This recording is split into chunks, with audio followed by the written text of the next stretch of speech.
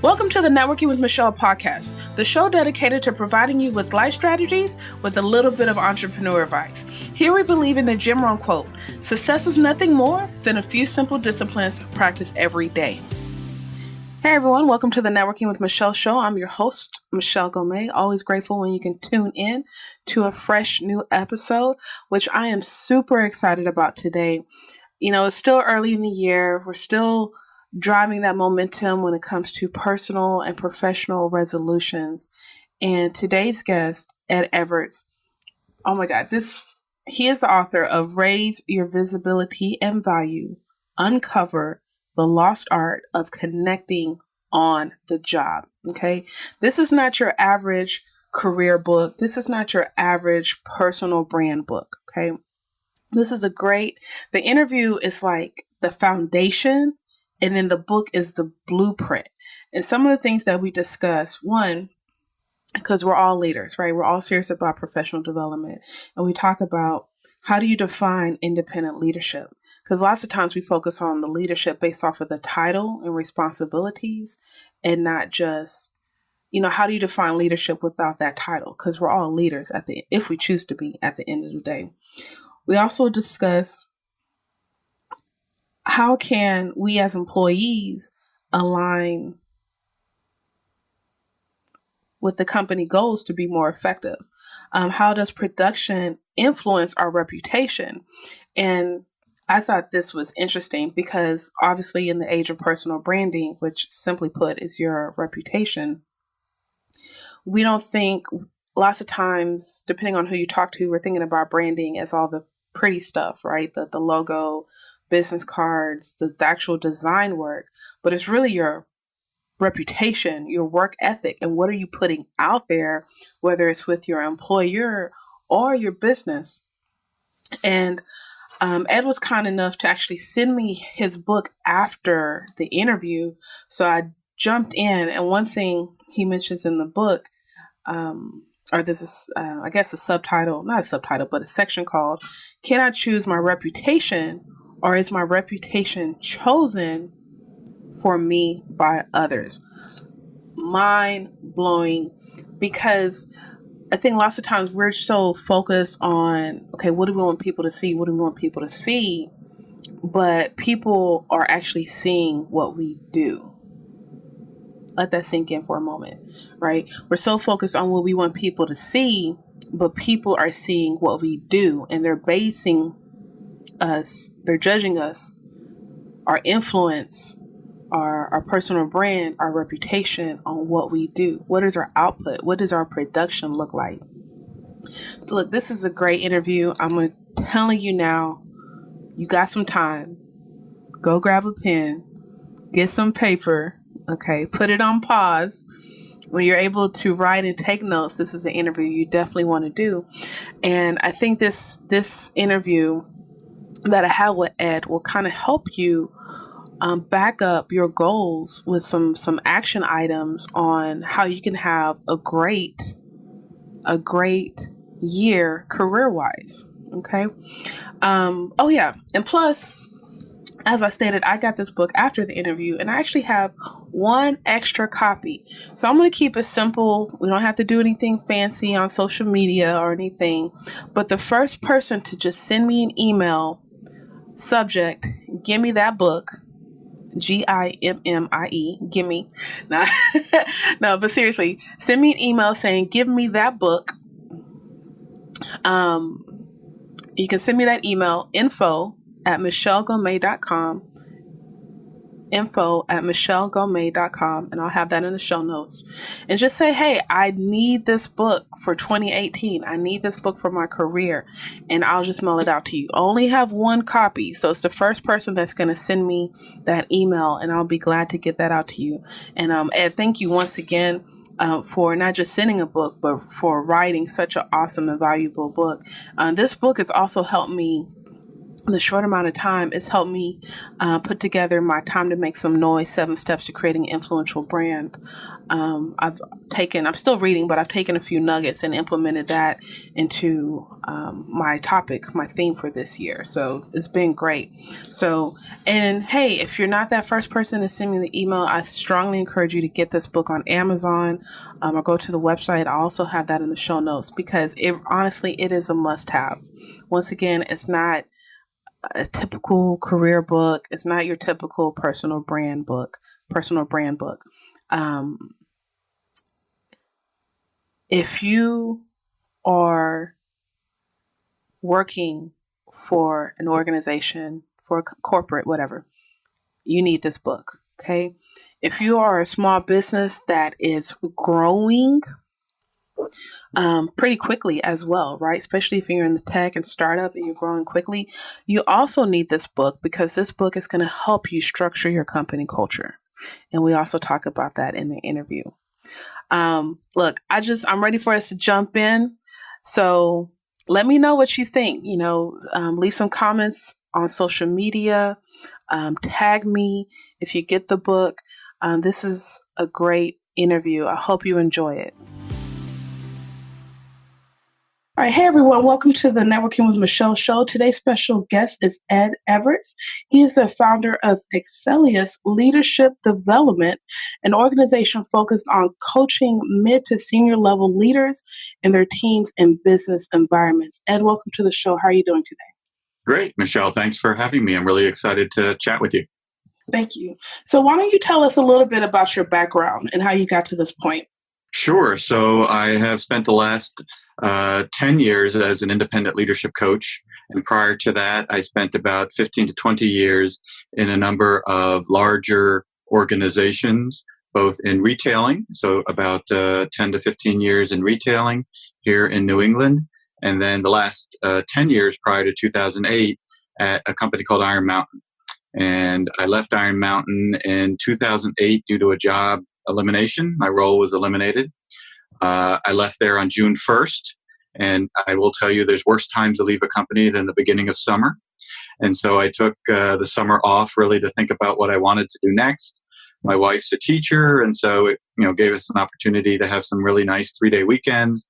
And then in September of 2008, I came to the conclusion that I wanted to take a stab at building my own practice, really helping people in deeper and better ways than I could ever do as an employed HR professional at an organization. So I started doing leadership coaching, which is one-on-one, working with leaders to help them be more successful. And I've begun to expand that into 2 other areas, which is team coaching, which is working with their teams to help the team be more productive and successful in whatever it is that they're looking to achieve. And then also strategic thinking and planning. So helping leaders think and plan more strategically to collect strategic ideas and implement them in really effective ways. And how do you define independent leadership? So, for me as an independent consultant, I think everybody that I work with has their own profile and biases and histories and objectives. Everybody is different. So while the engagement I describe to people are very consistent in their description, the experience that we have varies greatly from person to person. And, there's some traits that most people share in leadership roles are very consistent from organization to organization and industry to industry. And then there are many traits that are very unique and very different for that person. But, most of the people I work for have objectives and goals that they're either, not getting to or not getting to quick enough. And they want to work with somebody who's external, doesn't come with a history or bias with them, that they can speak to confidentially about what it is that they're experiencing and really create new and interesting ways to navigate whatever it is that they're currently experiencing. Got you. With leadership, I'm coming to the point where I do believe it's like a 50-50 thing. Like you're born with innate qualities and abilities, and then the other half is learned skills, experiences that really prepare you if you want to take on that quote unquote leadership role. Mm-hmm. Yeah, I love that metaphor. So I oftentimes tell clients that, I think it's like the proverbial nickel.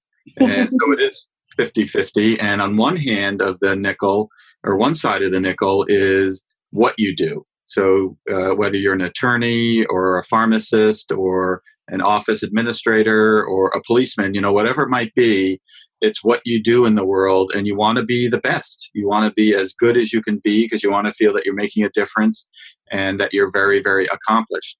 The other 50%, or the other side of the coin, is how you do it. And that's where most people need assistance. So they've spent a lot of time in school. They spent a lot of time at work. They have a ton of experience in what they do. And many of the clients that I work with are described as experts. And the person who introduces me to them says, Michelle's an expert in the pharmaceutical industry. Nobody is better at what she does. It's how she does it that needs some attention and effort. And, quite frankly, there's just not as much focus in our education system and workplace on how to do things in ways that can be very, very effective. And so they find themselves not blending what they do and how they do it really well.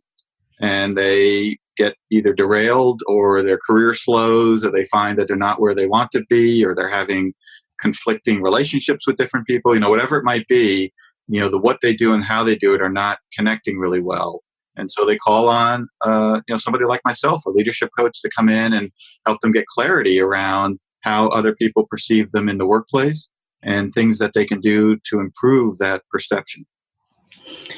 I know from my experience, and you mentioned this in one of your videos, you state, how can we add empathy as a leader?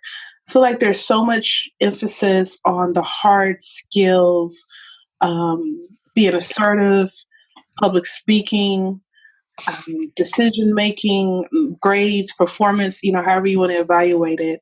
Yep. But what about some of those soft skills, and how can we add empathy as a leader?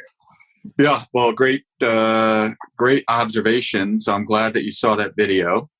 I would tell you that in my 10 years as a leadership coach, there are some skills and behaviors that through experience are very consistent amongst people who are successful.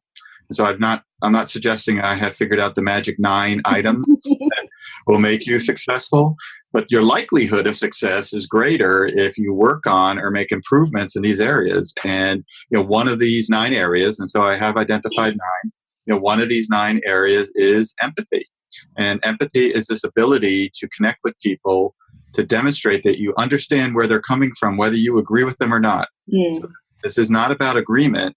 It's about understanding that whatever it is that they're experiencing is having a negative or challenging effect on them, and they need someone that they can talk to who understands them and then will help them solve it. And unfortunately, many leaders either are too impatient and don't want to hear what you're experiencing and just want you to get over it and move on to the next level, or they don't have the capacity to demonstrate empathy. So they don't even get it. They don't know that that's how they should be acting. And so many of my clients, and I'm not a statistician, but 85% of my clients, I would say, don't have the type of relationship that they would like to have with their boss. And a huge, huge piece of it is a lack of empathy, that they just do not feel that their boss understands who they are or what they do or why they want to do it, and are so project focused and task focused and multitasking that we just don't build that type of relationship. So many directions I can go right now. I love it. I want to focus on, if you're a leader, what's the balance between being empathetic, but it's not influencing your decision making? Yeah, so empathy is a stage in a process. So when you think about how people describe you at the water cooler, there are certain words or phrases that you might use that you want people to use, right? So there's certain ways you want people to describe you and certain perceptions that they have of you as a leader. And certainly one of those is that, Michelle demonstrates great empathy. So it's a tool that's used from time to time, but not always. And so most leaders are not always one way. Are predominantly one way, But every leader, every once in a while, has to slam their fist down on the table and say, gosh darn it, we're not moving as quickly as we need to be moving, and I really want to see improvement, et cetera. But they need to save those for really key moments where the direction of the organization needs to pivot and move in a new way. If they're doing that all the time, then that's going to be their reputation, and that's not a reputation I would want. And I don't think that's the reputation you would want. So you want to use empathy from time to time in order to show other people that you understand where they're coming from. It's all about the other person, where they're coming from and why this is important to them and how you can help them, regardless of if you agree with them or not. Because the ultimate goal is that you keep them moving forward. So as a leader, you want to ensure people continue to make progress and continue to move forward in some ways, regardless of how you get there. And one of the ways that you can get there is by demonstrating empathy. Okay, and on the flip side of that, my question is, with your experience, do you know specific situations where people, whether they're an employee or a manager, any time of their career, that they've left a company because their boss wasn't empathetic, or they didn't have, some of those 9 areas of leadership qualities that you focus on? Yes. Are you kidding? It happens all the time. And, lots of studies have been done. And again, I'm not a statistician, so, don't quote me. But in reports that I read, people say they stay or go because of their boss. And It's not about money, and it's not about the environment, but it's the relationship that they have with their boss. And I work with a number of clients. As I said before, 85%, and that's just a guesstimate, of my clients would love to have a better relationship with their boss. And I think of one client I'm working with right now who works for a boss who does not demonstrate empathy. And he essentially takes over every conversation that they're ever in. And he's a very, very smart, articulate leader. He's fantastic to the external world, yet he dominates everything. And, if I were to describe him as a long talker, Michelle, he is a long talker. I mean, he goes on and on and on with me, with clients, with everybody. And it's a turnoff. And, people don't know how to interrupt him and pause him and so forth and so on. So, I could see my client leaving at some point because my client just doesn't feel that the boss has empathy toward my client in respect to allowing my client to have time to talk and share their thoughts and ideas and really make a difference in the organization. So, I have empathy as one of my 9 areas because it's such a critical part of the leadership role. Yeah, you had me thinking about my last corporate position. I was working at Invesco Investment Services. Great company. Sure. Great company. But I felt like there was this tug of war with my boss, and I didn't know how to break through. And my whole thing was, well, sir, I don't know what I don't know. Yeah, absolutely. Yeah. And I'm like, I'm 2 years in and you're 20 years in. You got it. But you need to teach me some of that, or you need to be a little bit more patient with me. And I couldn't break through.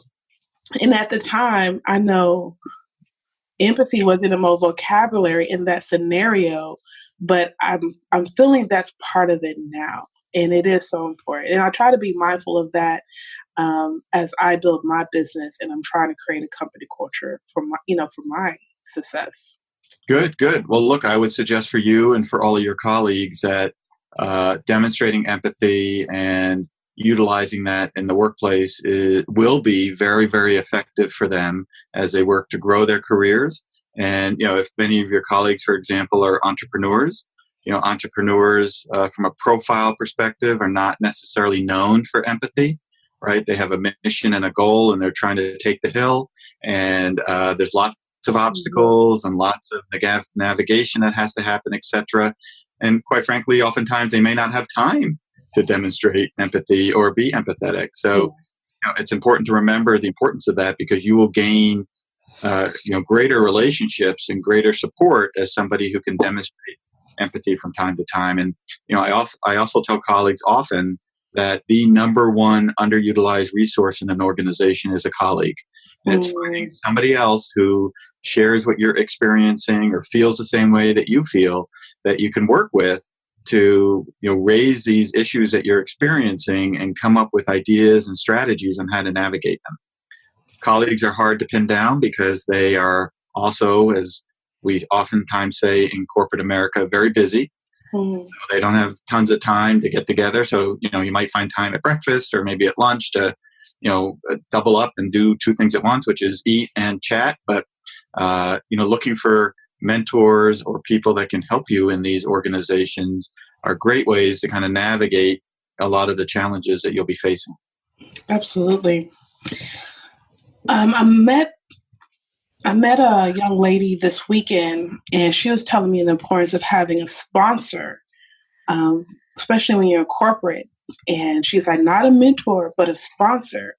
And I've always known of a mentor, but she said a sponsor is that person in the workplace that's going to go up to bat for you.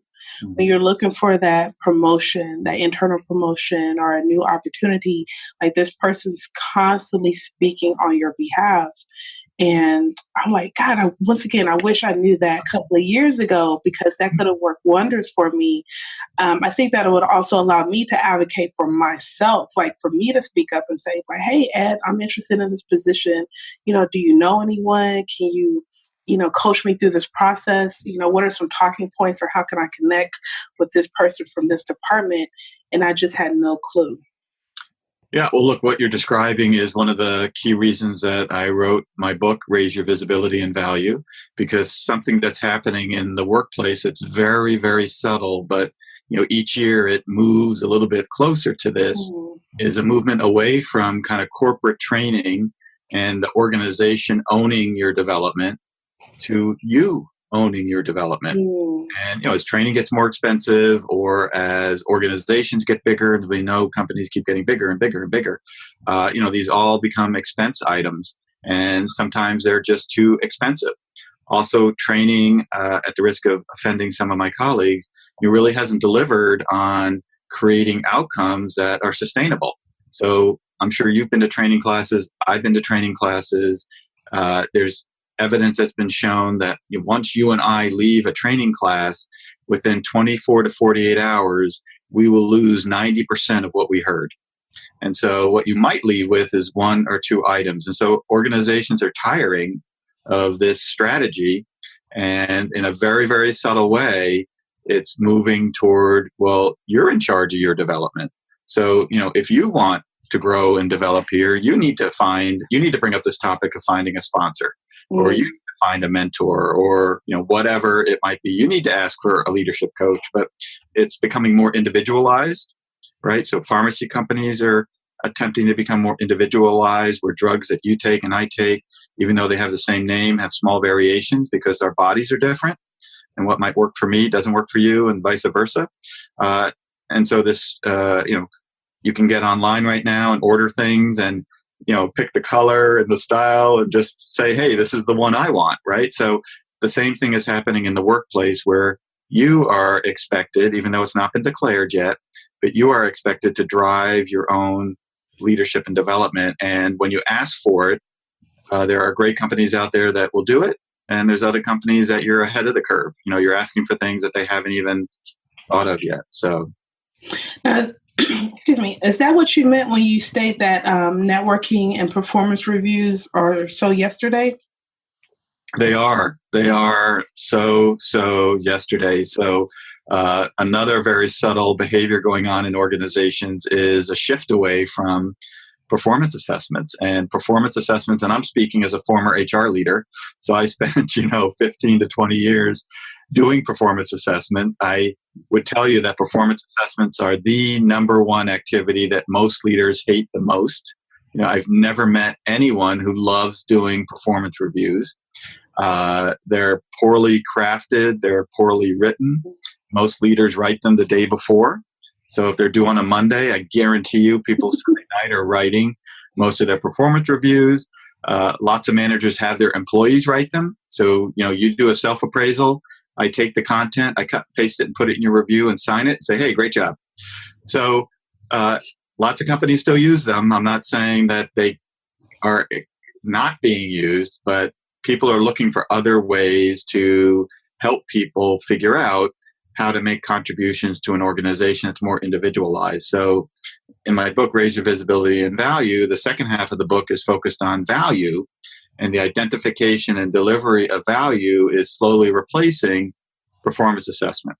I would much rather have a group of people who know what is valuable to my organization and are tied to delivering it, and we can identify their progress in that, than write performance appraisals on them every year. And it just doesn't work. It's not worked. Then there's been books and articles and lots of things written about the failure of performance appraisals to drive behavioral change. Are there some tips you can provide us when it comes to figuring out someone's company culture during the application process, right? And I'm not talking about entry level, but even if I have 10 years of experience, I don't like my current company, right? For whatever reason. And I know I want to go somewhere where company culture is important. Like, what are those things we can identify? Because of course they're going to sell us on the website. Like, of course. But because I just truly believe in life, whether it's whatever the relationship, you don't know. Once you experience bad, that's when you know how to see good, or you have an idea of what good is. But if you can provide us with any tips on what to look for on how to go to a company that has a solid company culture, I think that would be great.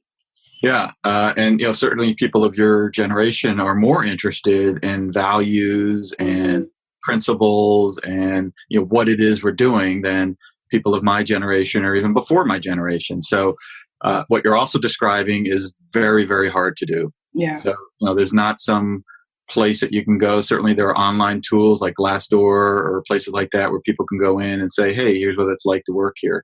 The number one tip I would recommend is finding somebody who who works there. And, that's more likely the type of person who's going to give you some real insight into what to expect. We laughed a few minutes ago, but in reality, recruitment is heaven and work is hell. And they try to make it sound like everything here is fantastic. And I wish I had a nickel for everybody who took a job thinking everything was going to be fantastic. And in a very short turnaround, and I'm, 2 to 3 weeks in, you call them back and the first thing they do is roll their eyes and say, wow, this isn't what I thought it would be. And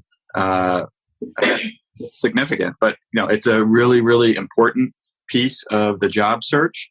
And the only place that you're going to get real, honest feedback on what you can experience at a company is to find somebody Now, the beauty of that is today, in our generation, we have tools to do this. So LinkedIn, right, 10 years ago didn't even exist. And if you wanted to find somebody who worked at a company, I don't even know how you would have found that out, right? But now you can go in 5 minutes do a search, and it might be someone either is there or used to work there.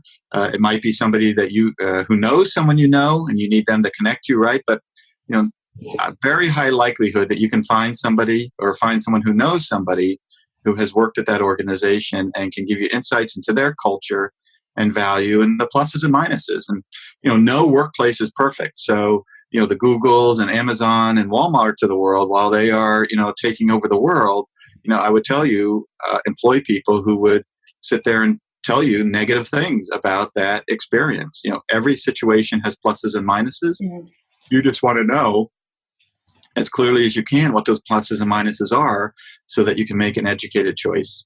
What you don't want to do is be surprised because all you did was listen to the pluses and didn't do a good enough job understanding what the negatives were. Yeah. And how does production influence one's reputation? So, production is, part of a model that includes a variety of other capacities. And, production is one of the drivers of progress in the workplace. And so leaders need to be known as individuals who get things done. And every time that I work with a client and more on a business consulting side than as a coach side, So on the coach side, it's more about your agenda and what you feel that we need to work on and how we need to work on it. And, if I think we're taking a little bit longer than maybe we should, I might say something, but I'm very much more likely to urge people to focus on progress and production and getting things done when I'm working on the business consulting side, because people need to be motivated and they need to see that things that they talk about as issues of concern are going to get addressed. I've had a number of work experiences. I suspect you've had a number of work experiences where, the phrase, it's like the Queen Mary here trying to turn it. It takes forever to make a decision or to go in a new direction. And we talk and talk. And in some organizations, it's 2 or 3 years, if not longer, that they've been talking and talking and talking about this. And it just builds a really bad reputation for the leadership team that they just can't get things done. So producing work and managing the production of work, marketing the production of work, communicating the production of work is a really critical piece to adding value at an organization. What is the $1 million question? What is the $1 million question, and when should we ask it? So I love the $1 million question. I have yet to have a client that in our conversations organically, the $1 million question does not come up. So as I mentioned earlier, colleagues are huge resources in organizations. So I strongly encourage everyone that you know and work with and all of your colleagues in your organizations on a recurring basis, so not frequently, but twice a year, 4 times a year, once a year, something's better than nothing, to ask bosses, peers, and subordinates in a conversation that can last 15 to 20 minutes, the following question, which is, what's 1 or 2 things I could do differently to be more effective? So it's simple, right? It sounds like such a simple question. The pieces of it are very critical. 1 is it's an open-ended question. So you're saying, what are? 2, you're only asking for 1 or 2 things, because quite frankly, if you did 1 or 2 things differently, personally or professionally, people will notice and you will get very positive press from that. So a lot of people think, oh my God, I've got to do 50 things differently. And the reality is no, you just need to do 1 or 2 things a little bit differently. Difference is a really important word because it opens people to give you feedback better than what can I do to improve or what can I do better, because we don't like judging each other. And when we use better or worse or improve, I feel like you might interpret anything I say as a criticism of what you've been doing. And I don't want to say that. So I might avoid giving you this type of feedback. And then, of course, who wouldn't want to help somebody else be more effective? So the $1 million question, which you should ask on a recurring basis to people who are important to you, key stakeholders, your boss, peers, and subordinates, it's what are 1 or 2 things I could do differently to be more effective? I also have a brief video on that you mentioned you may have seen earlier on YouTube. So if you go to Ed Evarts on YouTube, there's a handful of videos there, and one of them is about this question. And when should we? Well, you said we should. I guess you did. Excuse me. You did answer that when, anywhere from at least once a year. Is it safe? If I could just jump in just for a quick second. It's a win just to ask it. Right? So this is a conversation that's not happening in organizations around the globe. Sometimes you might ask a boss that question and they look at you like, the deer on the highway. They're like, where is this coming from? Or why do you want to ask this question, et cetera? And it may take a few times for someone to finally get kind of what it is that you're asking. And you're just looking to do a better job. And so if you were my boss, I might say, hey, Michelle, do you have a few minutes? Sure. Hey, I have a question for you. You may not have an answer right now. And if you don't, we can talk about it next week. But I'm really looking to be a better leader. I'm looking to have a better impact in the organization. And I'd love to hear from you what's 1 or 2 things I could do differently to be more effective. Your boss might have instantly some, oh, great. Hey, here's a couple of things that I think you should be doing differently. They might say, wow, can I think about that a little bit? And your answer is always going to be yes. And then schedule time, because you want to hold to it and make sure it happens and ensure that you do this on a recurring basis. And the $1,000,000 question has $1,000,000 answer. And regardless of what you hear, even if it's crazy, is thank you. It's not your point to debate or argue or defend anything that you've ever done in this particular conversation. You've asked a question, you're going to get an answer, and you want to say, hey, thank you for that feedback. Yeah. It's such a bold question, and you provided a great breakdown. And when I was reading your material, my first thing is like, okay, do I ask this question during the performance review, which is usually tied to a raise? So it's like, when is it safe to ask this question? But I really think it's about, mentally being prepared, being confident in your work, as well as confident that I am willing and ready to make improvements, on the job, regardless of whatever the answer may be in the direction of the conversation. Yeah, you got it. These need to be freestanding conversations. So I would not include it in a weekly one-on-one. Because in weekly one-on-ones, your boss is going to focus on projects and tasks. And if you have a half hour or an hour, it's going to be relegated to the last 4 minutes. And then you're going to rush through it, and it won't have the outcome that you're hoping. So you want this to be a freestanding, separate activity that you send an invite, you describe to your boss what you want to talk about, and you stick only to that topic. So you might start the conversation with, hey, thanks for meeting today. You saw the question that I wanted to ask. I know we could talk about a million other items, but I really want to stick to this one item today. If there are other things we need to talk about, let's talk about those at the end, or let's find another time to do that. But this is what's really important to me today. So this goes back to that, what's important for you, and standing up and not being the passenger of your career, but the driver, and ensuring that you're getting really good feedback from people on how you're doing and how they're perceiving you. So I talked with a person yesterday that I was interviewing with, and he's been at his company about 6 months. Perfect time to go around and ask people for insights and ideas on what he could be doing differently to be more effective. He feels he's having a great first 6 months. He feels that things are going really well. So I think he'll get some good feedback. And, also what might happen is in situations where things are going really well, all you may hear is good stuff. And in that situation, you want to say to people, look, I really appreciate that feedback. Thank you for thinking what you're thinking of me. I do believe that everybody can do things differently in order to be more effective. So why don't you think about it a little bit?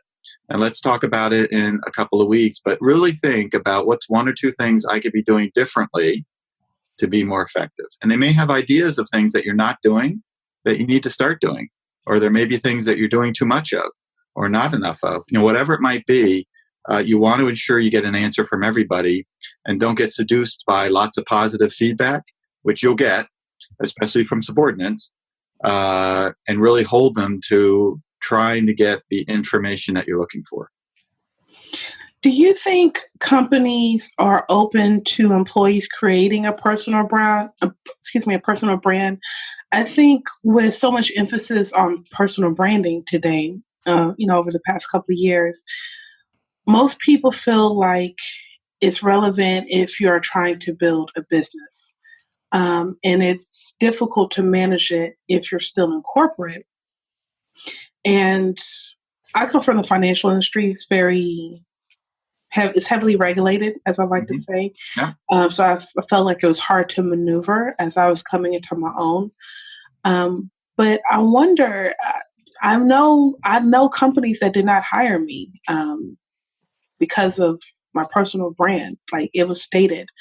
But do you think overall companies are open to employees establishing a strong personal brand in and out the workplace? So 2 answers. So, I don't believe companies currently support or may find the time to support individuals creating unique professional brands, except for a handful, right? So the Googles of the world or the Facebooks of the world might be important to them, but they're anomalies. Right. So, I don't think companies feel they have time. Companies are spending time and money creating internal networks because they believe that the more we talk and connect with each other, the better types of output we will create. And so they are creating their own internal LinkedIns right? Hey, don't use LinkedIn, use our LinkedIn, right? Where you talk about what you do and what you like to do. And, hey, if you're a Star Trek fan or, this, you can create a club, and, they're trying to create those type of communities, et cetera. So I don't think organizations have yet, kind of drunk that Kool-Aid on the value of personal brands. Individuals, so you and I, need to spend time creating a individual brand for all the reasons that we've been talking about today. But to go back to something we talked about earlier, which is understanding what companies stand for and how do I find that out. And, and I suggested you speak with colleagues or people who are already there to really get the insight. You need to know what you stand for, and you need to know what's important. And, do I want to work for this company or not? You hear every once in a while individuals who have worked at financial services companies have left because those in financial service companies invest in types of companies that are not friendly to the environment. Mm-hmm. And they did not want to do that, right? So they left because that was in conflict with their values. So, you need to spend time identifying what your values are and what you stand for, and then find organizations that can satisfy it. I love it. Find organizations that can satisfy you. That's work in itself. Yeah, it's hard. It is hard. It is not easy. But a lot of your colleagues who are entrepreneurs may be starting companies that are looking to create something. And one of the core components they might create is a core value, belief of, and here's what we do. Let me say that differently. Here's how we do it, right? So here's what we do, but here's how we do it, right? So we always hear about the ones that aren't working well. So on the front page of the New York Times is Uber, right? And a great idea. So the what they did was fantastic. The how they did it and the issues with harassment and behavior, not great, right? So all of a sudden, there's all these issues. So we always hear about those. And that's something that you as an individual need to find and honor and create, whether you create it yourself or find others that you can influence. Oh man, I love it. I love it. So the book is Raise Your Visibility and Value, Uncover the Lost Art of Connecting on the Job. Now, when you say connecting on the job, is it everything? Is it from the company down to employees, the work? It's hard to fall in love with your work sometimes. But every once in a while people do. But. True. Or at least consistently. It's always the love-hate relationship.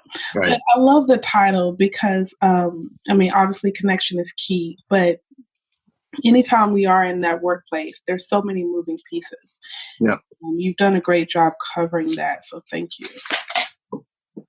You're great. Yeah. I wanted the title to be action-oriented. And so, the message for everybody that's listening is to think of ways. And if you can purchase the book, that would be great because it's filled with lots of ideas on how to raise your visibility with key stakeholders. And many of my clients and the folks that I work with and the research that I've done are not as visible as they think they are or want to be. And if you are going to be more visible, you need to know the value that's important to your organization and industry and tie yourself as closely as you can to that value. And, I do take a position in the book that value is financially based. And, organizations, while they have lots of types of value, and I don't even specifically define value in my book because the types of definitions vary so dramatically, but I do take a position that the type of value I'm talking about is financially based value. So how do I tie myself to what's important to the organization so my value as a contributor to those grows? And again, if I had people in my organization who were tied to the financial metrics of the organization and felt they could influence them positively, I'd be thrilled. Yeah. And how can people get your book in as well as come across you? Sure. So you can get the book at Amazon.com or BarnesandNoble.com and just go in and put in either Raise Your Visibility and Value or my name, Ed Evarts, Evarts. You can also go to my website, which is Excellius.com, EXCELLIUS.com. And there's a tab at the top about Raise Your Visibility and Value. If you click on that, it'll take you to a page that has lots of information as well as handouts free giveaways on the book. And if you buy the book, you also have free access to an online assessment called Raise Your Visibility Indicator. And this is an online assessment that'll give you some insights into areas that need help in helping you raise your visibility and suggestions on how to do it. Yes, and we're going to have all of those links in the show notes, including the YouTube videos that I watched. Ed has a lot of great information on his website that I was just taking notes and learning from as I was preparing for this interview. So thank you. Great. Thanks, Michelle. Just a few more questions I got to ask. I'm assuming, but are you a Patriots fan? Well, it's always easy to be a Patriots fan when they're 11-2 or 12, whatever they are. So I have to say I'm a Patriots. My brother, who lives in Nashua, is a huge Patriots fan. We can't even call his house during a Patriots game. I had so much fun. Super Bowl was here earlier this year. And I just had so much fun. I came across so many Patriots fans. Oh, I'm sure. Yeah. They were hanging out at one of our local bars called Kirby Ice House. One of the sports radio stations in New England, I guess they rented it out for the weekend. Oh, I'm sure. And, it was just really cool having fun. And of course, there's the Houston Texan rivalry that we always get stung. But yeah. Always fun. Always fun. All right. For the last question, how do you define success? So success is, taking time to think about what's important to you and assessing your achievement of it. I love What's that. important to each of us varies dramatically. I always get concerned with people who try to measure themselves against others because that's not how you judge success. You have to identify what's important to you and then make the best effort you can to achieve whatever it is that you're looking to achieve. I love that. Very well put. Once again, Ed, thank you for being a guest on the show. Just a wealth of information. Look forward. I actually want to gift the book to a listener, so I'll have that details later. Sure. So I'll gift a book to one listener. Just email me and I'll go ahead and get that out to you. And remember, I believe in you, and a personal connection leads to an influential network. So thanks for networking with Michelle.